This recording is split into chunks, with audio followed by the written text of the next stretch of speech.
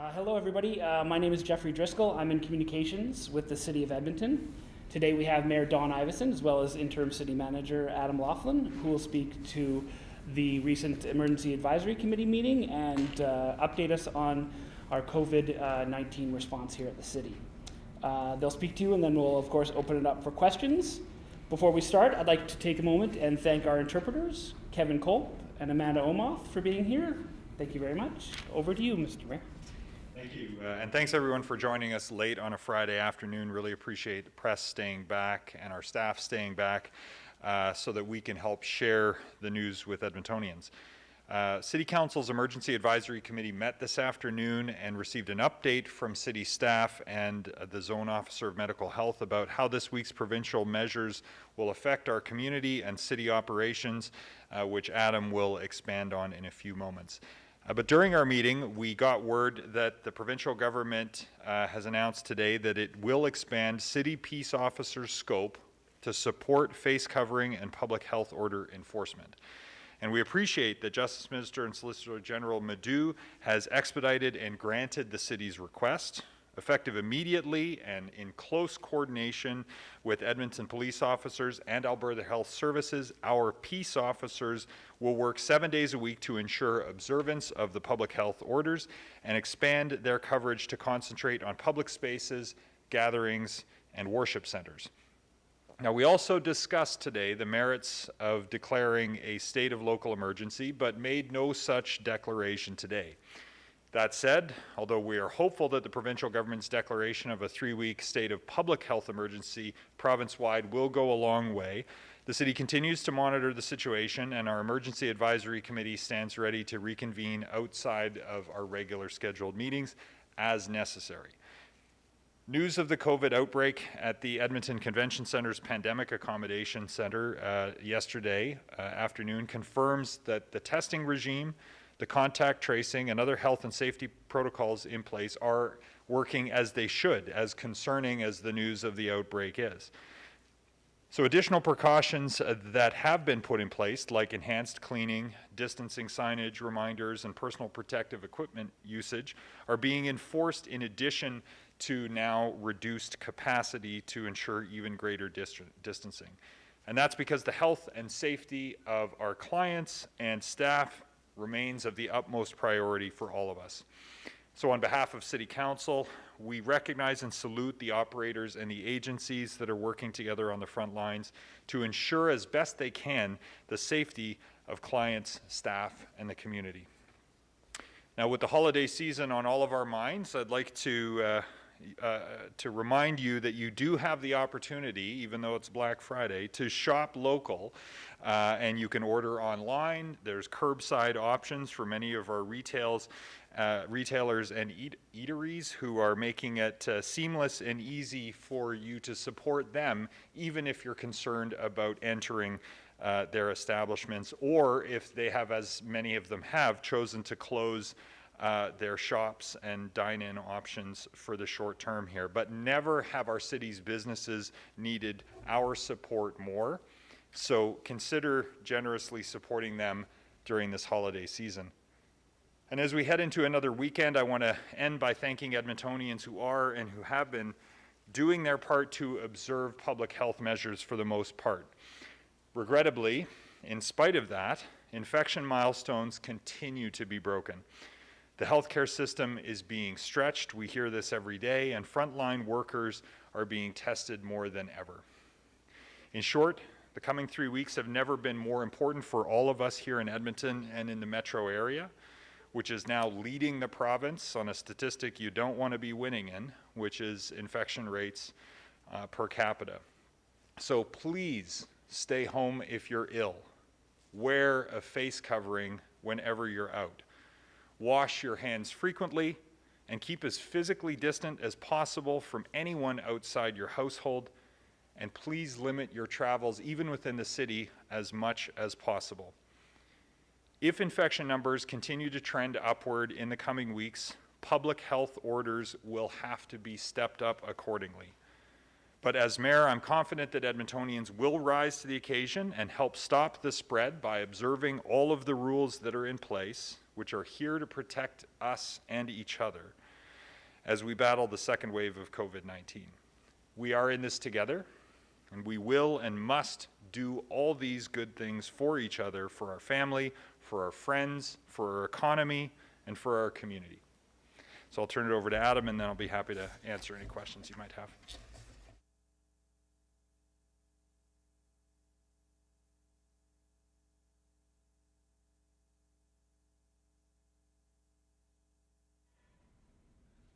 Mayor, good afternoon. In the Edmonton Health Zone, we've reached a tipping point where the rate of the spread of the virus could grow exponentially and cause even more devastating harm to our health and safety of our residents and our economy. The new mandatory health measures will restrict the lives and lifestyles of Edmontonians for the next 3 weeks. We support these actions to reduce the spread of the transmission and protect our health system. Administration has reviewed and assessed the new restrictions and will implement actions to ensure our client compliance and reduce the opportunity for social gatherings. Some of the actions that we'll be taking to support this include activating our enforcement teams to provide dedicated support for face covering and public health order monitoring, as the mayor noted. This afternoon, we received authority for our peace officers to help in the enforcement of those measures. Permits will not be granted to professionals that let off fireworks on private or public land. We'll be closing 22 city-operated arenas for bookings from December 1st to the 18th. This excludes the downtown community arena, as it's going to remain open to support the provincial exemption granted to support the World Junior Tournament. We'll be closing city-run senior centers in the St. Francis Xavier Sports Center, and all indoor events and group activities will be canceled. We'll also be refusing entry to recreation facilities for individuals who do not wear a face covering, effective December 1st, regardless of the individual's exemption status. In accordance with the guidelines associated with exercise, face coverings can be removed while you're exercising at the facility. We will continue to provide Edmontonians an option in terms of physical activity and the mental health component of that physical activity. So aquatics, fitness, and other facilities for individual activities that meet the provincial thresholds for capacity will remain open. Public swim is canceled, remain canceled, but lane swimming is still available. We're encouraging folks to take advantage of the outdoors and enjoy the individual activities that Edmonton offers outdoors. And modifications are going to be made to seasonal activities such as Zoominescence at the zoo and Candy Cane Lane. We are also strongly recommending that Edmontonians limit their non-essential travel by staying within their neighborhood and their work routes. We're asking Edmontonians to shop locally and to avoid traveling across the city or going to other jurisdictions unnecessarily. We continue to proactively review and plan for changes to the services and protocols that could be affected by the next wave of restrictions. And our focus is on actions that coordinate with our regional partners and lead to better compliance among the residents in the entire region. The actions we're implementing will help Edmontonians commit to adhering to all public health requirements. We want to avoid the continuation or addition of restrictions through the holiday season. Progress is in our collective hands. Together we can protect the integrity of the health system. We're asking Edmontonians to show the community spirit and do their part. Thanks, and happy to take questions. Thank you. We'll now open it up for questions. What we'll do is we'll do one question and one follow-up, and then we'll see if anybody else has any questions after that. So first, can we go to Vinesh Pratap, please? Sure, yeah. Since, Adam, you're there already, you mentioned December 15th, if we don't bend the curve, how much more severe could the restrictions become from your point of view if things don't change in about 2 weeks from now? I think you'll see more closures, to be frank, Vinesh.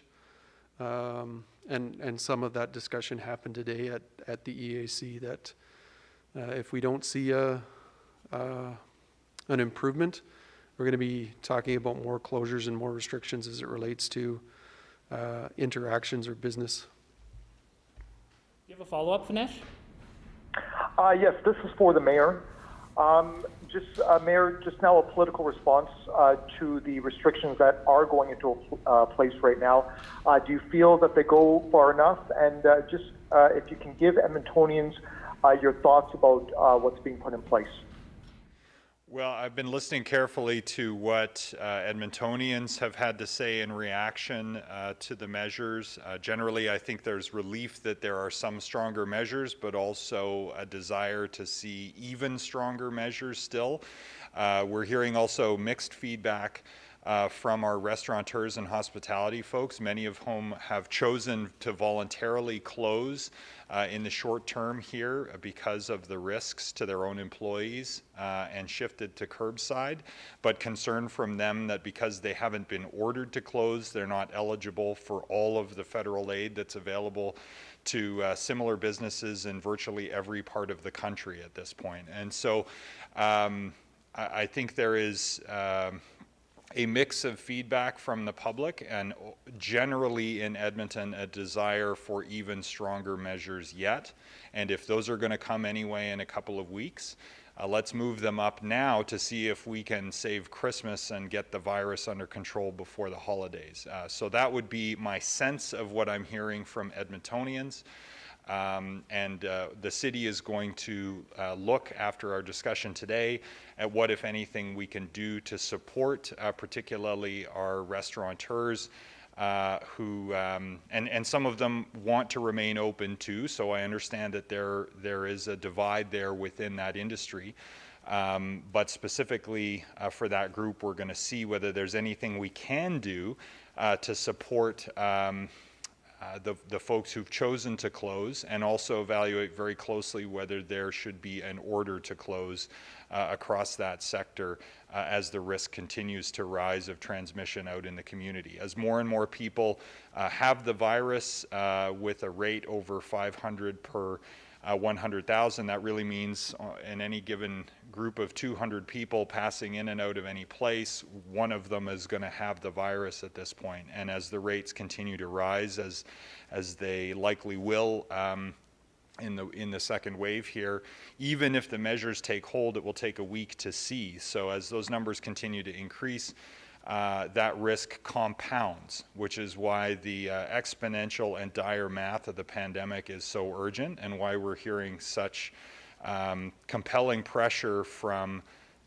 experts from our university and from our health system call for yet stronger measures, which I would personally support, but I don't get to make those decisions. Thank you. We'll go next to Natasha Reed, please, with CBC. Oh, thank you. And Mayor, since you're there, then I'll do the opposite of what Finesh just did, I suppose. What would you, like you say, you would like to see more restrictions, and you talked very in a detailed way about businesses and restaurants and some voluntarily wanting to close, et cetera. So could you kind of shed some more light on what help is available for the businesses and restaurants right now that choose to close? So the federal government has listened very closely to the small business community across the country, but also to mayors who've been making the case for small business all the way back to March about the need for supports to help cover rent and to support keeping employees on the payroll. And so the payroll supports are in place.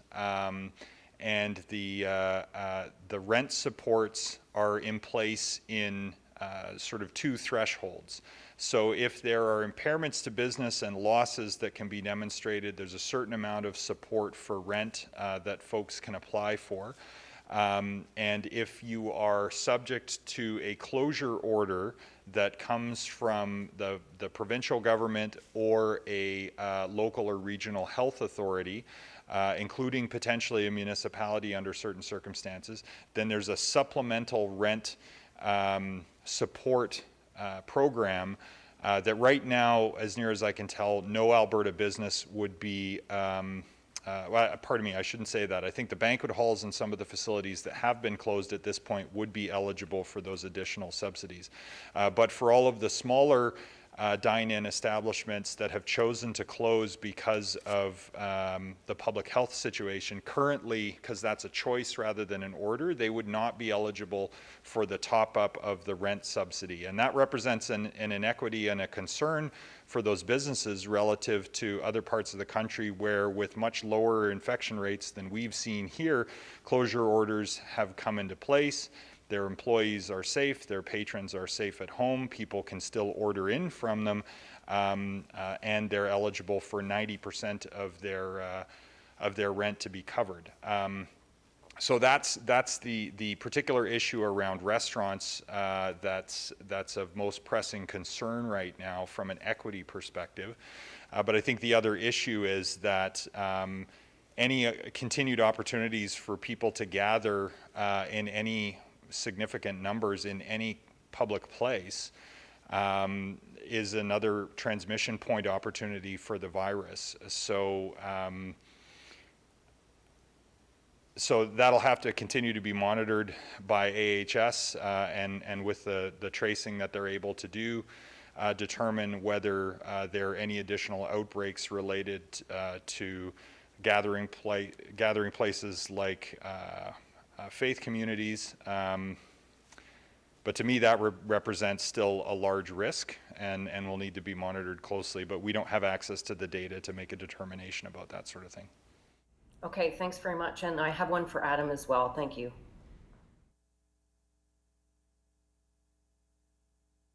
Hi, Natasha. Hi. So Adam, with the authority given to peace officers, would you mind trying to paint a picture for us going into the weekend, what we can expect to see?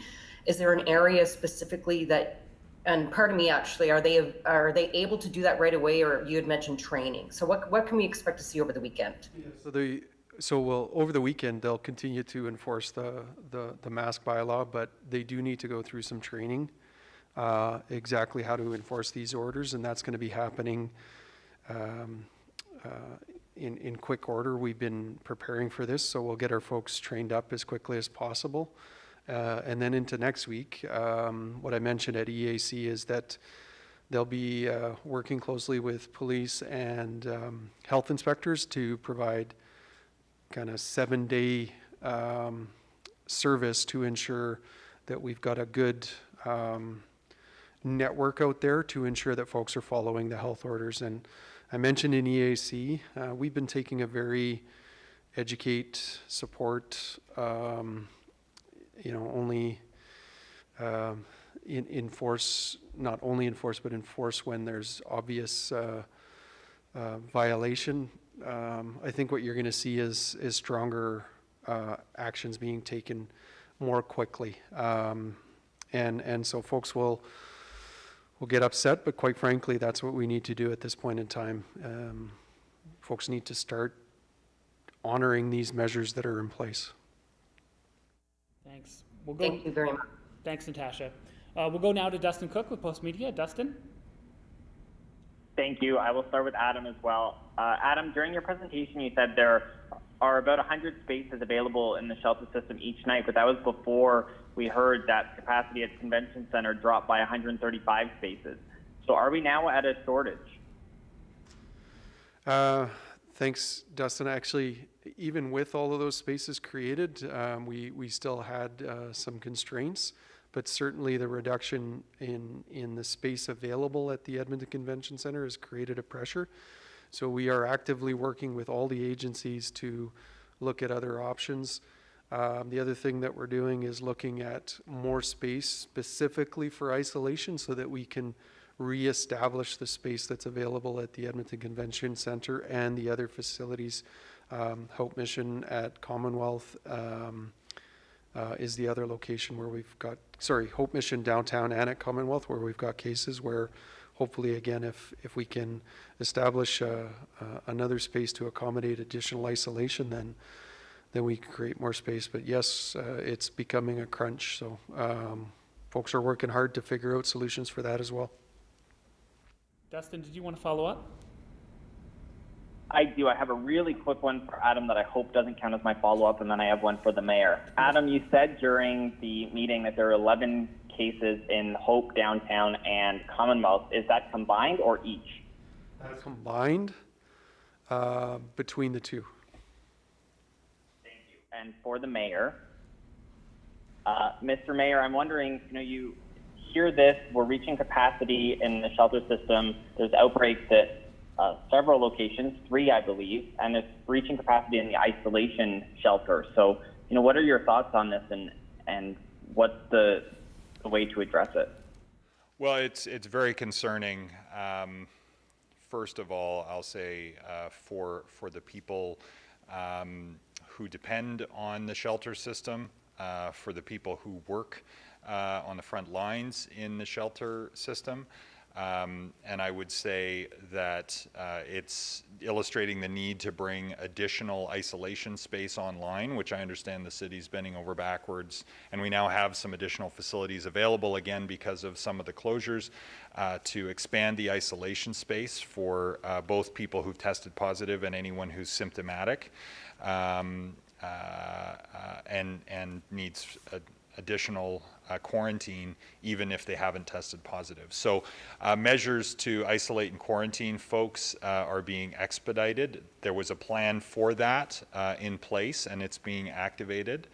But I think the main point I would want to make, having said all of that, is that this just further illustrates, again, the need for dignified accommodations for every Edmontonian and every Canadian, and why our relentless work for years to end chronic homelessness would help us in a situation like this, because we would not have congregate living facilities, which are an obvious source of risk for transmission and outbreak. And so we will continue to press into Monday's fall economic statement. I was advocating again on this today to the federal government to top up the rapid housing initiative so that we can build and acquire more units so that there are less folks dependent on shelters and congregate living inside a pandemic and past it.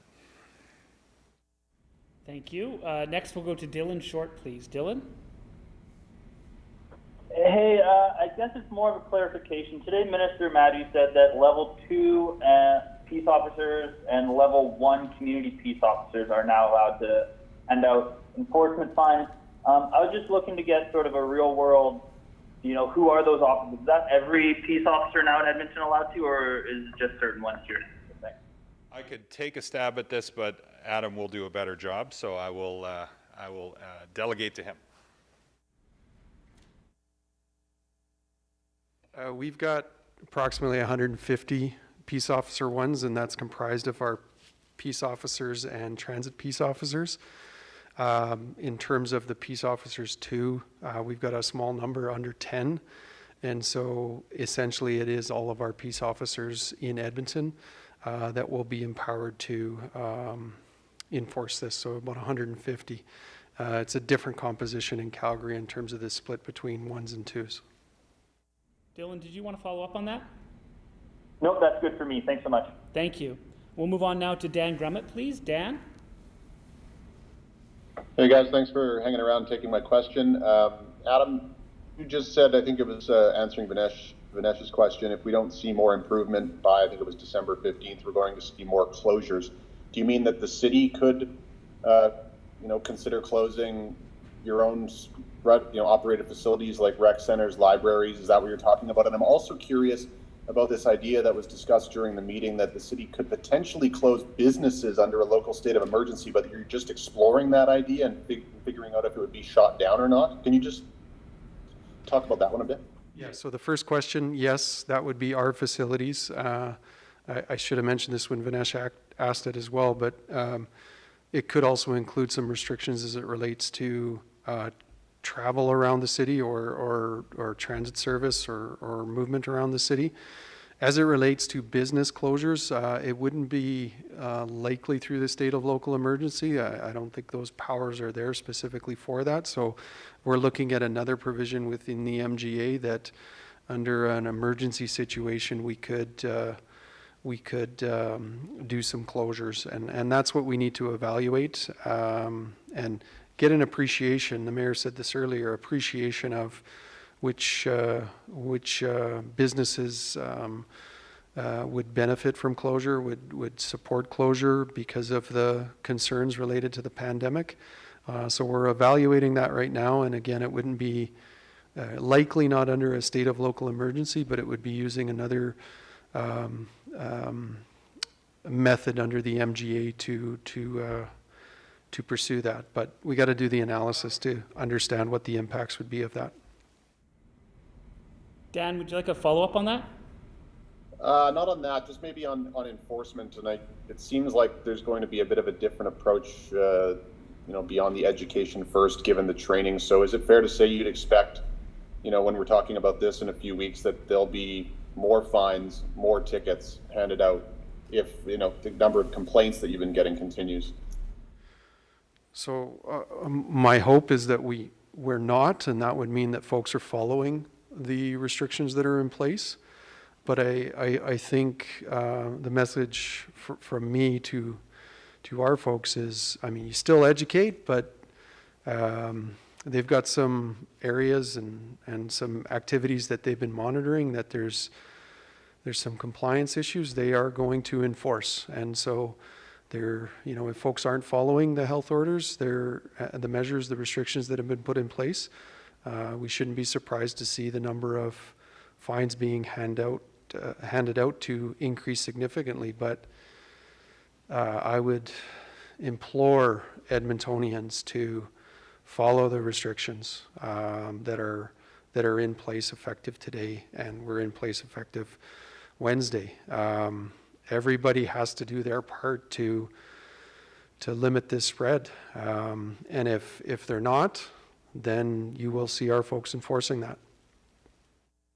Thanks. So we've gotten to everybody once. I just want to make sure that if there's any clarifications that are needed, you could ask them now. Is there anybody else who needs any clarifications?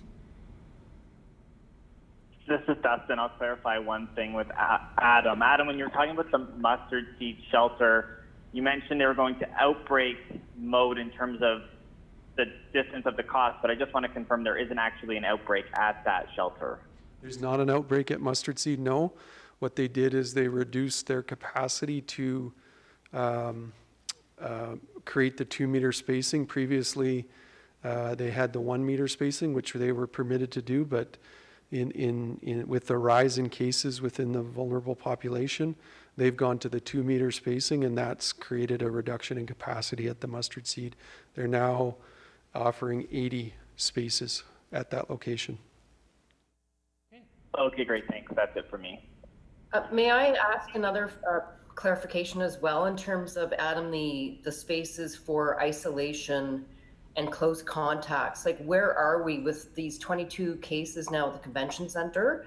Mr. Smythe mentioned that now it would have to go down to 165 beds overnight. So what will happen now to those other people that were spending the night there? I understand there's still capacity at Commonwealth, for example, but do you have an idea of what's going to happen with this? So that's what we would be doing is trying to encourage folks to use the facilities that do have capacity, and Mr. Smythe mentioned capacity at Commonwealth and downtown Hope Mission.